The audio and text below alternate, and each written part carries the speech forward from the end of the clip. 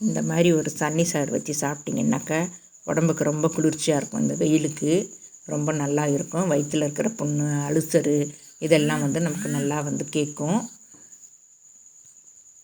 இது நம்ம தண்ணி மாதிரி ஊற்றி சாப்பிட்டுக்கலாம். இந்த தண்ணி சாறு நம்ம அவ்வளோ டேஸ்ட்டாக இருக்கும். நீங்களும் ஒரு வாட்டி செஞ்சு பார்த்து சாப்பிட்டு பாருங்கள். சாப்பிட்டு பார்த்துட்டு அதுக்கப்புறம் எனக்கு கமெண்ட் பாக்ஸில் சொல்லுங்கள். இது மணத்தக்காளி கீரை.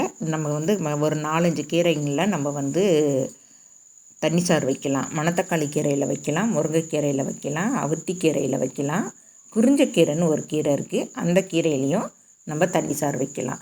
இந்த மாதிரி ஊற்றி சாப்பிட்டோம் அப்படின்னாக்கா, மோர் மாதிரி தான் ஊற்றி சாப்பிட்ணும். இந்த மாதிரி ஊற்றி சாப்பிட்டோம் அப்படின்னாக்கா அவ்வளோ டேஸ்ட்டாகவும் இருக்கும். நமக்கு இந்த வெயில் நாளைக்கு நல்லா குளிர்ச்சியும் தரும். வயிற்று புண்ணு, வாய் புண்ணெல்லாம் நல்லா கேட்கும். அல்சர் இருந்தால் கூட நல்லா கேட்கும். வாங்க வீடியோக்குள்ளே போகலாம். பாருங்கள், நான் ஒரு கைப்பிடி அளவுக்கு மணத்தக்காளி கீரை பறிச்சிருக்கேன். இதில் எனக்கு இதுலேயே பூவு, சின்ன சின்ன காய்கள்லாம் இருக்குது. அதையும் சேர்த்தே நம்ம போட்டுக்கலாம். இந்த மாதிரி காய்கள் இருக்கும். ஆனால் நல்லா கொழுந்து கீரையாக நம்ம பறித்து எடுத்துக்கலாம். நம்ம வீட்டில் இருக்கிறதுனால நம்ம கொழுந்து கீரையாக எடுத்துக்கிறோம். கடையில் இருக்கிற கீரை வாங்கினாலும் அதே போலயே கொழுந்து கீரையாக பார்த்து வாங்கிக்கோங்க. நல்லா க்ளீன் பண்ணிக்கோங்க. நல்லா க்ளீன் பண்ணி எடுத்துக்கணும். நல்லா நான் கீரையெல்லாம் நல்லா பறித்து எடுத்துகிட்டு இப்போ தனித்தனியாக கீரைங்களை கிள்ளி எடுத்துகிட்டு கழுவி நான் எடுத்து வச்சுருக்கேன். இப்போ நான் தண்ணி சாறு வைக்கிறதுக்கு நான் ஒரு 1/2 லிட்டர் தண்ணி விட்டுருக்கேன் வாணலில். இதுக்கு நமக்கு 1 லிட்டர் தண்ணி கிட்ட தேவைப்படும். நான் இப்போதைக்கு 1/2 லிட்டர் தண்ணி ஊற்றிருக்கேன். ஒரு 2 சிட்டிகை மஞ்சத்தூள் போட்டிருக்கேன்.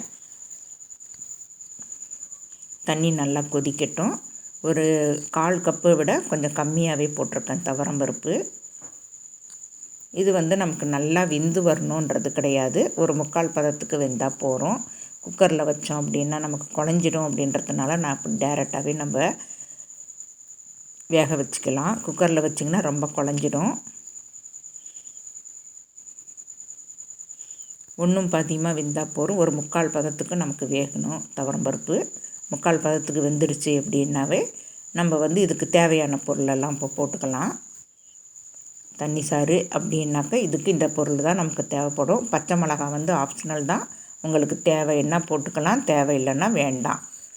நான் எனக்கு தேவை அப்படின்றதுனால நான் போட்டிருக்கேன். இதில் மிளகு 1 டேபிள் ஸ்பூனு, ஜீரகம் 1 டேபிள் ஸ்பூனு, இடிக்கல்லில் நான் இடித்து வச்சுருக்கேன். ஒரு 100 கிராம் அளவுக்கு சின்ன வெங்காயம் தட்டி வச்சுருக்கேன். இதுதான் இதுக்குள்ள காரம். உங்களுக்கு காரம் அதிகமாக வேணும் அப்படின்னாக்கா மிளகு மட்டும் சேர்த்துக்கோங்க. மிளகாத்தூளெல்லாம் இதில் போடக்கூடாது. நான் இன்னும் கொஞ்சம் தண்ணி விட்டுருக்கேன். இன்னொரு 1/2 லிட்டருக்கு நம்ம தண்ணி விடணும். நான் ஒரு 1/2 டேபிள் ஸ்பூன் அளவுக்கு நான் உப்பு போட்டிருக்கேன். உப்பு பத்தலை அப்படின்னா மறுபடியும் போட்டுக்கலாம். நல்லா கலந்து விட்டுக்கோங்க. இப்போது நல்லா கலந்து விட்டுட்டு நல்லா கொதி வரட்டும். நல்லா கொதிச்சுட்டு அந்த வெங்காயம் நமக்கு 3/4 பதம். அதே போல நமக்கு இப்போ பருப்பு நல்லா வெந்துடும். பருப்பும் வேகும். அந்த 3/4 பதத்துக்கு நமக்கு வெங்காயமும் வெந்து வரணும். இதில் வெங்காய காரம், மிளகு காரம், இது 2 தான் காரம்னா அது 2 தான் இருக்கணும். நான் மிளகாய் ஆப்ஷனல் தான். எனக்கு மிளகாய் போடணும் அப்படின்ட்டு நான் போட்டுக்கிட்டேன். அது தேவையில்லை, இருந்தாலும் நான் போட்டேன். உங்களுக்கு தேவைன்னா போட்டுக்கோங்க, தேவையில்லைன்னா விட்டுருங்க. நான் மறுபடியும் ஒரு சொம்பு தண்ணி விட்டுருக்கேன். இப்போ 1 லிட்டர் தண்ணி நான் விட்டுட்டேன். இப்போ 3/4 பதத்துக்கு நமக்கு வெங்காயமும் வெந்துடுச்சு. இது நல்லா கொதி வரட்டும். இப்போ நம்ம தண்ணி விட்டதுனால நம்ம நல்லா கொதித்து வரணும். நமக்கு ஃபஸ்ட்டே நம்ம தண்ணி நிறையா ஊற்றிட்டோம் அப்படின்னா அது வேகிறதுக்கு ரொம்ப நேரம் ஆகும். அதனால தான் நான் வேக வெந்ததுக்கப்புறம் நான் தண்ணி விட்டுருக்கேன். இந்த மாதிரி நல்லா கொதிக்கும்போது உப்பு மணத்தக்காளி கீரையை நான் கழுவி வச்சுருக்கிறத நம்ம போட்டுக்கலாம். நல்லா கொதிக்கணும் இந்த மாதிரி. இப்போ வெங்காயம்லாம் நல்லா வெந்துடுச்சு. இப்போ மணத்தக்காளி கீரையை நான் கழுவி எடுத்துகிட்டு வந்துருக்கேன். இப்போ அப்படியே போட்டுடலாம். இதே மெத்தேடு தான் நமக்கு எல்லா முருங்கைக்கீரை, இந்த குறிஞ்சக்கீரைன்னு சொல்கிறோம் பார்த்திங்களா, அந்த கீரை, அகத்திக்கீரை, இதை எல்லாமே இதே மெத்தேடில் தான் பண்ணணும். தண்ணி சாறு அப்படின்னா இப்படி தான் இருக்கும். இதுக்கு வந்து தக்காளி இல்லாமல் நம்ம போட தேவையில்லை. தக்காளி, மிளகாய்த்தூள் இதெல்லாம் நமக்கு தேவையே இல்லை. மிளகாய் கூட போட தேவையில்லை. எனக்கு கொஞ்சம் காரம் வேணும் அப்படின்றதுனால நான் போட்டுக்கிட்டேன். தண்ணி சாறுன்னா கொஞ்சம் காரம் கம்மியாக தான் இருக்கணும். உங்களுக்கு காரம் அதிகமாக வேணும்னா மிளகு மட்டும் போட்டுக்கோங்க. அப்போ தான் நமக்கு வயிற்று புண்ணு நல்லா கேட்கும். இப்போ கீரையும் வெந்துடுச்சு. இதிலேருந்து நான் பாதி வந்து நான் எடுத்துக்கிட்டேன். இதில் வந்து நான் 2 விதமாக நான் உங்களுக்கு சொல்கிறேன். 2 விதமாக இதே தான் மெத்தேடு. அதனால் நான் 2 விதமாக காட்டுறேன் உங்களுக்கு. இந்த தண்ணி சாறு எப்படி வைக்கணுன்றதுனால ஒரே மாதிரியே தான் வச்சுருக்கணும். இதில் வந்து தேங்காய் பால் நான் வந்து ஊற்றிருக்கேன். பாதி எடுத்துக்கிட்டேன். பாதியில் வந்து நான் தேங்காய் பால் ஊற்றிக்கிறேன். ஒரு அரை மூடி தேங்காய் எடுத்து 1 கிளாஸ் தண்ணி விட்டு நல்லா அரைச்சி எடுத்துக்கோங்க. நான் இது வந்து பாதி தனியாக எடுத்து வச்சுட்டேன். இப்போ 1 கிளாஸ் அளவுக்கு நான் தேங்காய் பால் எடுத்து ஊற்றிக்கிறேன்.